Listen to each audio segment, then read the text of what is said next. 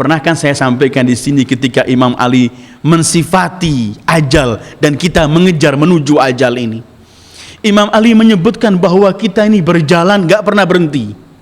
Anda kalau di dunia ini, perjalanan apapun yang Anda lakukan, kendaraan Anda pasti pernah berhenti.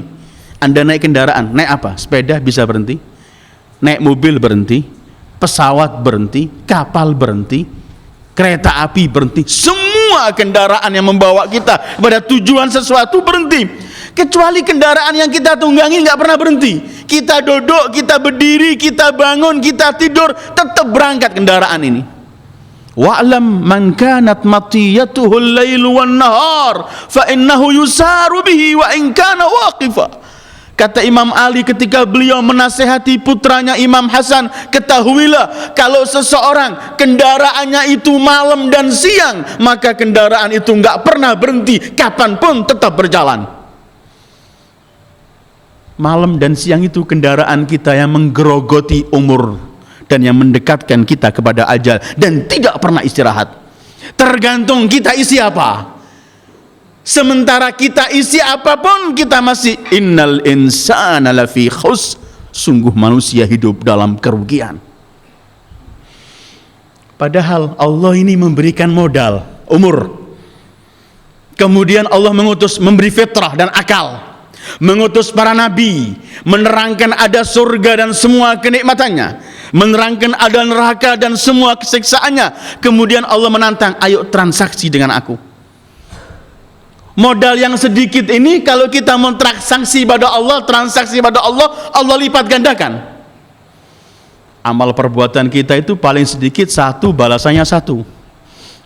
Bisa satu, balasannya 10. Bisa satu, balasannya 700. Bisa satu, balasannya nggak mampu dihitung oleh manusia karena berlipat-lipat ganda. Modalnya apa yang Allah berikan? Umur ini.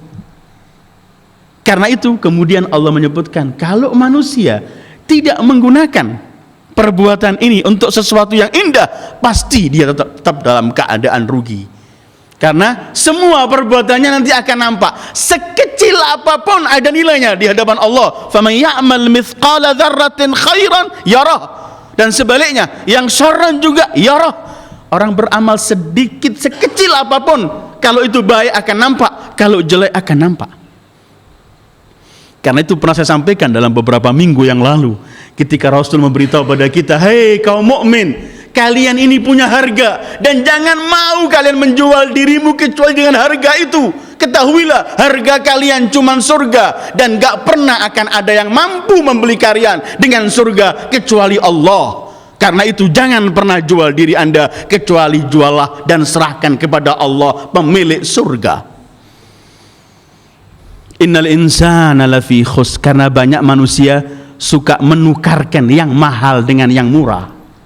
Banyak manusia terlena oleh dunia sehingga menukarkan akhiratnya yang begitu mahal dengan dunia yang sangat-sangat murah. Wa inna daral akhirata lahiyal hayawan. Menurut Al-Quran, sesungguhnya kehidupan akhiratlah itu arti kehidupan yang sebenarnya. Di sini kita belum hidup. Al-Imam Ali pernah mengomentari kehidupan dunia ini dengan sabda beliau, an-nasu niyam fa idza matu istayqadhu. Manusia ini tidur, kalau mati nanti baru dia bangun, sadar.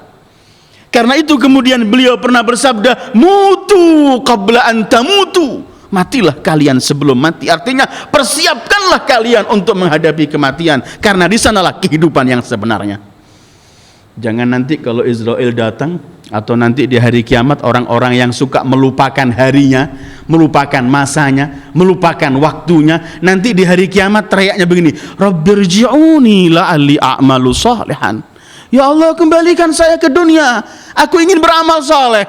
Katanya Allah, enggak ada lagi hari kembali di sini. Innal insana lafi khusr, sesungguhnya manusia hidup dalam kerugian. Manusia tidak ada yang beruntung dalam kehidupan ini. Semua pergi dan memperoleh kerugian.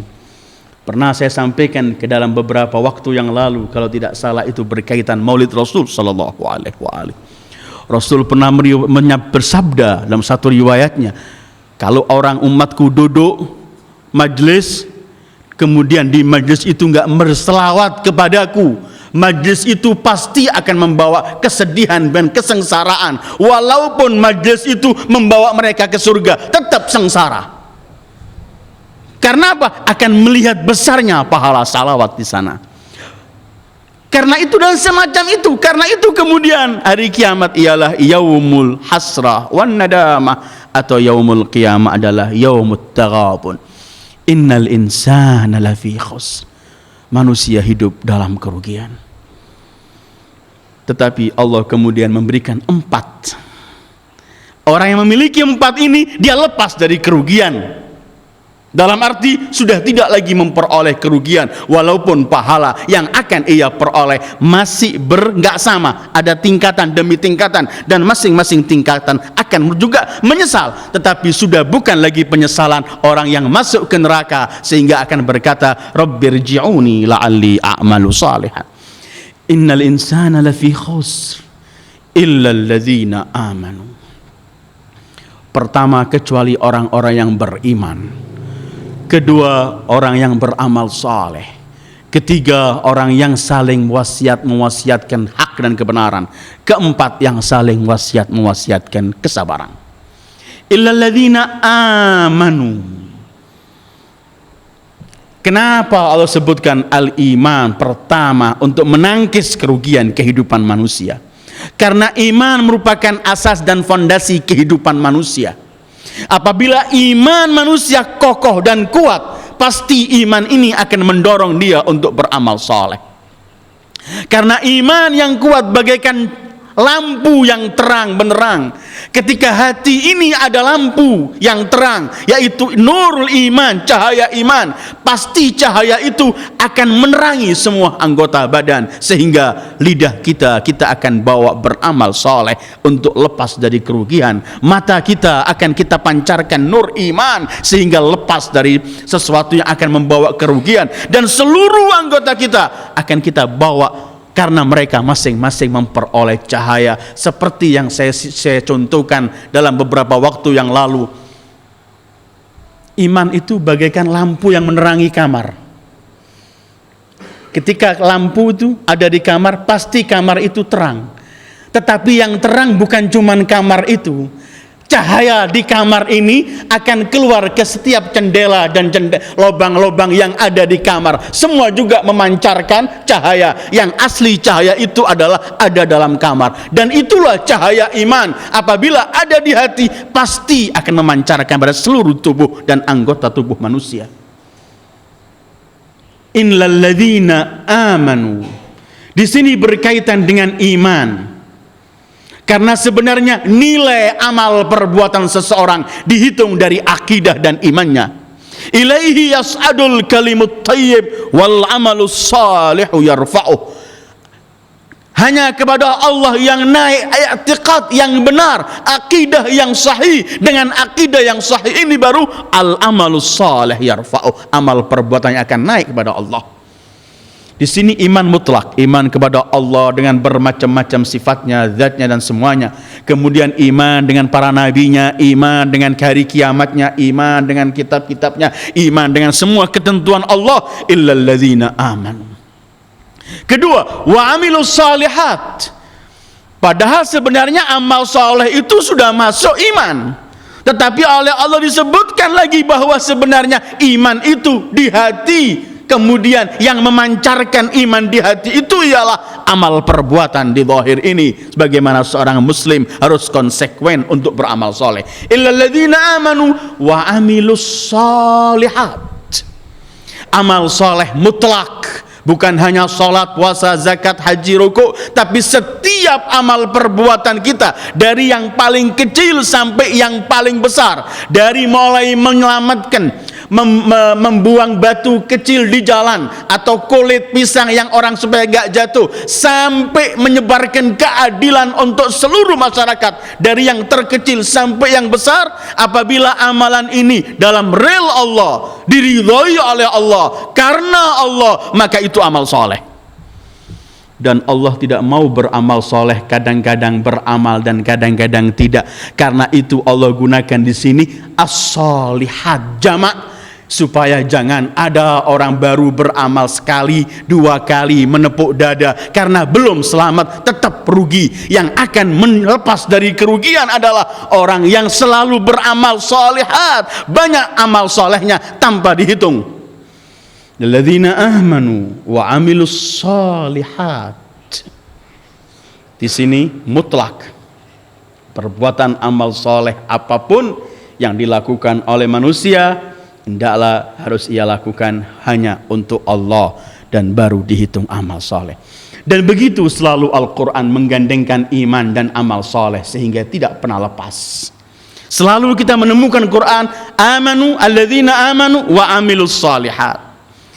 Untuk mewujudkan iman dan amal soleh di tengah-tengah masyarakat dan salah, dan kita termasuk anggota masyarakat, maka iman dan amal soleh perlu untuk dijelaskan, perlu untuk difahamkan untuk manusia. Karena itu Allah sebutkan setelah iman dan amal soleh ada lagi dua perangai yang harus dikerjakan untuk menunjang amal soleh dan iman itu supaya merata ke masyarakat. Karena itu yang dua berikutnya ialah watawasau bil haq. Tawaso itu artinya saling wasiat mewasiati. Kita memberi wasiat dan menerima wasiat. Kita menegur dan mau ditegur. Memberitahu orang yang tidak tahu dan menerima orang ketika memberitahu pada kita. Menegur orang yang alpa dan siap untuk menerima teguran orang pada kita ketika kita alpa. Ini artinya tawasi, saling wasiat mewasiatkan. Tidak ada wasiat yang lebih indah dan mahal seperti orang mewasiatkan agar orang hidup dalam kebenaran, hidup dalam real hak. Watawasau bil haq. Hak itu mutlak. Semua sesuatu yang sesuai dengan kenyataannya itu hak. Karena itu Quran membawa kalimat hak dengan bermacam-macam arti. Al-haq huwallah, al-haq huwa tariq ilallah, al-haq wal jannah, al-haq, bermacam-macam. Semua ini Allah sebutkan kalimat hak, menunjukkan bahwa Al-Quran juga hak, Al-Islam juga hak, Tauhid juga hak, Al-Adl juga hak, As-Siddiq kebenaran juga hak, dan segala sesuatu yang datang dari Allah namanya hak. Dan semua yang ada dalam Al-Quran adalah hak. Bil haqqi anzalnahu wa bil haqqi nazal. Tawasi bil haq. Masuk di sini amal ma'ruf nahi mungkar, tawasi bil haq. Ta'limul jahil, memberitahu orang yang tidak tahu, tawasi bil haq. Tambihul lil ghafil, mengingatkan orang yang alpa, tawasi bil haq. Kita nggak cukup kita berkata yang penting saya selamat, saya nggak mau tahu yang lainnya. Tidak.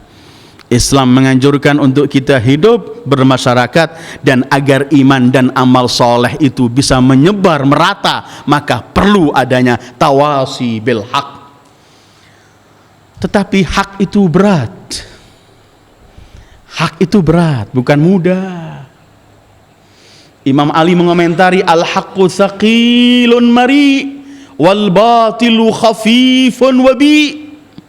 Hak itu berat tetapi akibatnya indah, enak, menyenangkan.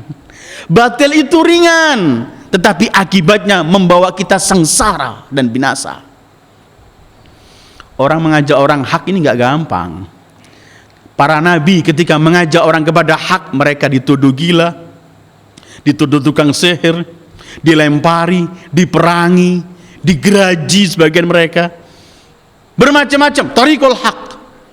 Karena itu menyebarkan hak, menyampaikan yang hak perlu kesabaran. Karena itu harus dibarengi dengan watawas bis sabr, harus saling wasiat mewasiati dengan kesabaran. Hidup penuh tantangan dan rintangan. Hidup pernah penuh dengan bermacam-macam tantangan. Karena itu perlulah kita membenahi atau membekali diri kita dengan senjata, yang dengan senjata itu kita akan selamat. Senjata itu ialah kesabaran. Karena itu perlu saling wasiat mewasiatkan kesabaran.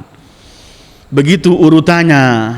Kita juga kalau ingin berdakwah, menyampaikan hak, ingin amal ma'ruf nahi mungkar, hendaklah siap untuk menghadapi bermacam-macam, tapi untuk mengatakan itu dan untuk mempraktekkan itu perlu kita saling wasiat-mewasiatkan untuk sabar dalam kehidupan ini, untuk sabar memikul hak.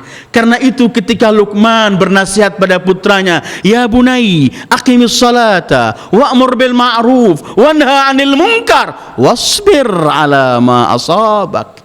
Hei putraku, dirikan salat, perintahkan yang ma'ruf, cegah yang mungkar. Enggak cukup, karena yang merintahkan kepada ma'ruf, yang mencegah kepada mungkar pasti akan mendapat gangguan. Karena itu wasiat berikutnya, wasbir, sabarlah atas apa yang menimpa padamu.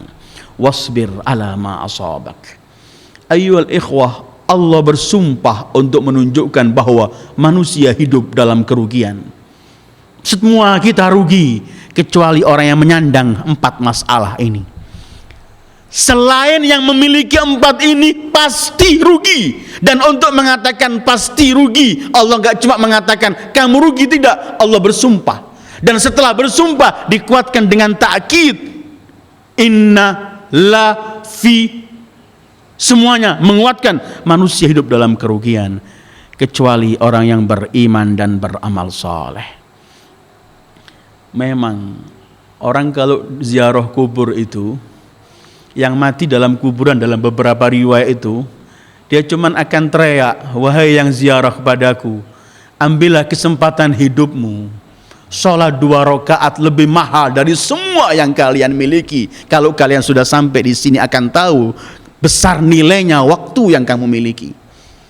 Karena itu nanti orangnya yang pergi kepada Allah tanpa bekal, seperti yang saya sampaikan, pasti teriaknya, Rabbirji'uni la'alli a'malu salihah.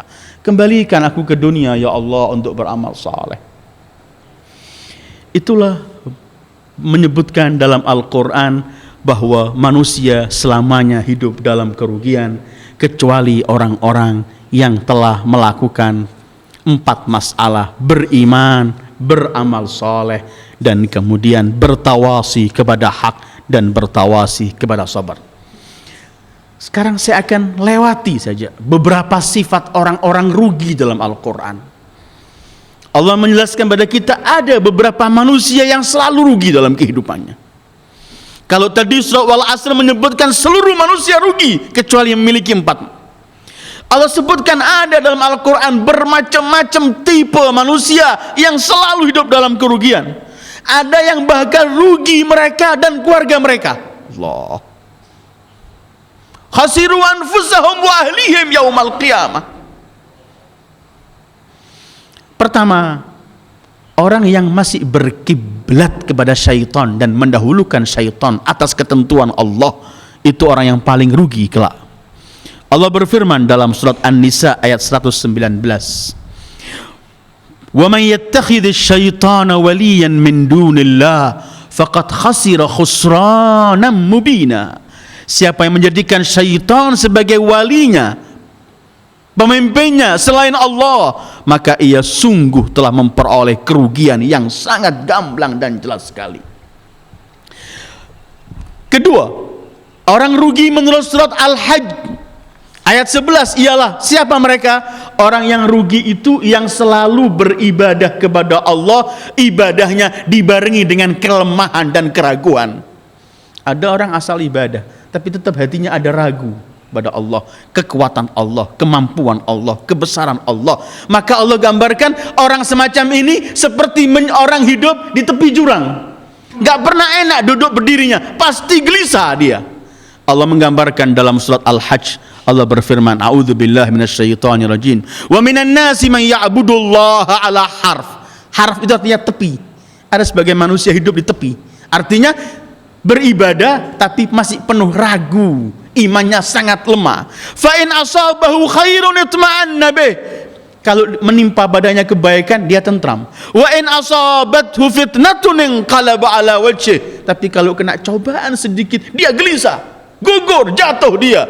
Allah menyebutkan khasirad dunya wal akhirah. Orang semacam ini akan rugi dunianya dan akhiratnya.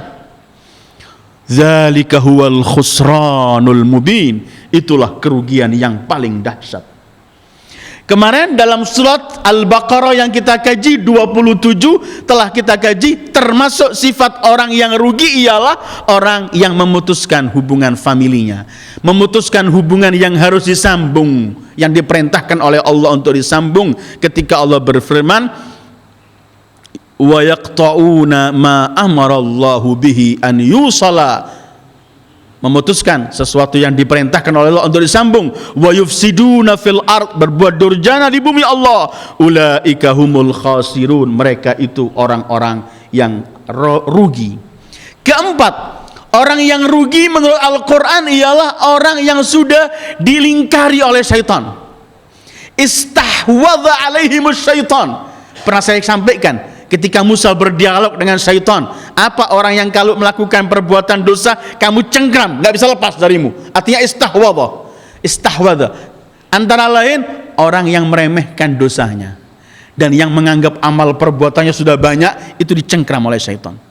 Allah menyebutkan orang yang telah dikuasai oleh syaitan itu orang yang paling rugi. Allah berfirman begini, wala takunu, ayat 19 surat Al-Mujadalah, afwan. A'udzu billahi minasyaitonir rajim. Istahwadha 'alaihimus syaitanu fa ansahum dzikrullah. Mereka telah dikuasai oleh syaitan sehingga mereka menjadi lupa dan dilupakan untuk ingat pada Allah. Ulaika hizbus syaitan, itu adalah hizibnya syaitan, tentaranya syaitan. Kemudian ala inna hizbas syaitani humul khasirun, ketahuilah bahwa tentara-tentara syaitan itulah orang-orang yang paling rugi. Karena nanti di hari kiamat syaitan gak mau ikut campur sama kita. Kelima, orang yang disebut oleh Al-Quran orang rugi itu ialah orang yang merasa aman, gak pernah akan takut dengan ancaman Allah, tidak pernah takut dengan semua yang disampaikan oleh Allah, merasa aman-aman saja. Itu Allah sebutkan dalam surat Al-Munafiqun, ketika Allah sebutkan bahwa mereka orang-orang yang merasa aman dan tidak pernah memperoleh siksaan,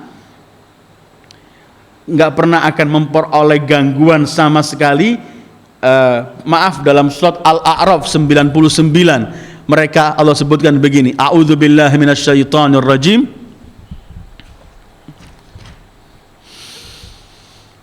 Awa amina ahlul qura an ya'tiyahum ba'suna duhan wa hum yal'abun. Kemudian afa aminu makrallah, apakah mereka merasa aman dengan semua ketentuan Allah, tipu daya yang Allah akan berikan kepada mereka? Fala ya'man makrallahi illal qaumul khasirun, tidak merasa orang merasa aman dirinya dari semua ancaman ini kecuali orang-orang yang rugi sekali. Itu kelima. Keenam, Allah, orang yang cuman menghabiskan umurnya untuk anak dan hartanya, sehingga kecintaannya terhadap anak, kecintaannya terhadap harta melupakan dia berhubungan dengan Allah. Ini disebut oleh Allah orang yang rugi. Al-Munafiqun ayat 9 Allah berfirman, ya ayyuhalladzina amanu la tulhikum amwalukum wala auladukum an dzikrillah wa man yaf'al dzalika faulaika humul khasirun. Wahai orang-orang yang beriman, jangan sampai kalian dilupakan, dialpakan karena berkaitan, dialpakan oleh harta-harta kalian atau anak-anak kalian, sehingga kalian alpa berkaitan berhubungan dengan Allah, berlupa dengan zikrullah. Ini zikir juga bukan cuma dengan lisan. Karena anak kita nggak konsekuen dengan syariat Allah. Karena harta kita nggak lihat lagi halal dan haram jalur memperolehnya, melupakan kita pada ketentuan Allah. Itu yang disebut oleh Allah, faula wa man yaf'al dzalika faulaika humul khasirun. Ketujuh, Allah sebutkan bahwa orang yang cuman mengikuti seruan kebatilan, meninggalkan seruan iman kepada Allah, itu Allah sebut mereka orang-orang yang rugi. Dalam surat Al-Ankabut ayat 52 Allah berfirman, a'udzubillahi minasyaitonir rajim, Walladzina amanu bil batili wa kafaru billah ulaika humul khasirun. Orang-orang yang beriman dengan batil dan kebatilan dan mengingkari Allah, mereka itulah orang-orang yang rugi.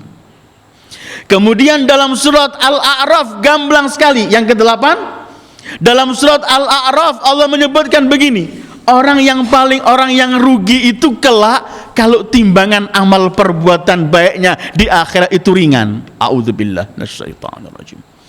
Orang kalau ringan amal perbuatannya dia yang baik, faman khaffat mawazinuhu faulaika alladzina khasiru anfusahum bima kanu biayatina yadhlimun.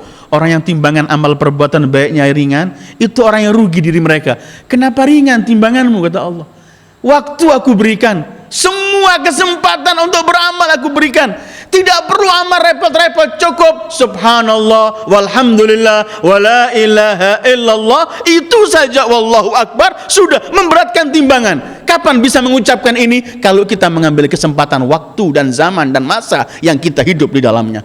Kalimatan khafifatani 'ala lisan, tsaqilatani fil mizan. Dua kalimat yang ringan di lidah tapi berat kelak timbangannya di akhirat. Kemudian orang yang tidak memperoleh ampunan dari Allah dan rahmat Allah, itu orang yang paling rugi. Dengarkan 23 Al-A'raf. Rabbana zalamna anfusana wa illam taghfir lana wa tarhamna lanakunanna minal khasirin. Ya Allah, kami telah menzalimi diri kami. Kalau kamu enggak mengampuni kami dan enggak memberikan belas kasih pada kami, pasti kami akan kelak menjadi orang yang rugi. Kelak, sebelum saya akhiri, masih ada beberapa sifat semestinya. Dalam surat Kahfi pernah kita kaji. Ada orang merasa dirinya sok enggak rugi, merasa dirinya berbuat baik, tapi amal perbuatannya keliru, enggak mengikuti rel Allah. Jadi orang mau ke Pasuruan tapi ke arah kanan dari sini, dia mau ke Bangil, dia tambah jauh berjalan, bukan tambah dekat ke Bangil, malah tambah jauh. Ada orang beramal menganggap dirinya amal perbuatannya mendekatkan ia ke surga, padahal malah menjauhkan dia ke surga. Ini bukan cuma disebut oleh Allah orang yang rugi, tetapi orang yang paling rugi. Dengarkan Al-Kahfi ayat 3, Allah berfirman, Qul hal nunabbi'ukum bil akhsarina a'mala. Katakanlah, maukah kalian aku beri petunjuk orang yang paling rugi amal perbuatannya, akhsar. Siapa mereka? Alladzina dhalla sa'yuhum fil hayatid dunya. Mereka yang sesat dalam kehidupan mereka dan semua yang mereka lakukan dalam kehidupan dunia. Wa yahsabuna annahum yuhsinuna sun'a. Sesat, keliru, tapi menganggap dirinya paling berbuat baik. Ini orang yang paling rugi.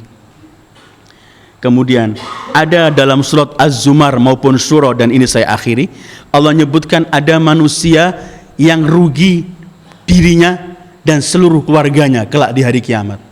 Karena kita juga punya tanggung jawab dengan keluarga. Qu anfusakum wa ahlikum nar. Selamatkan diri kalian dan keluarga kalian dari api neraka.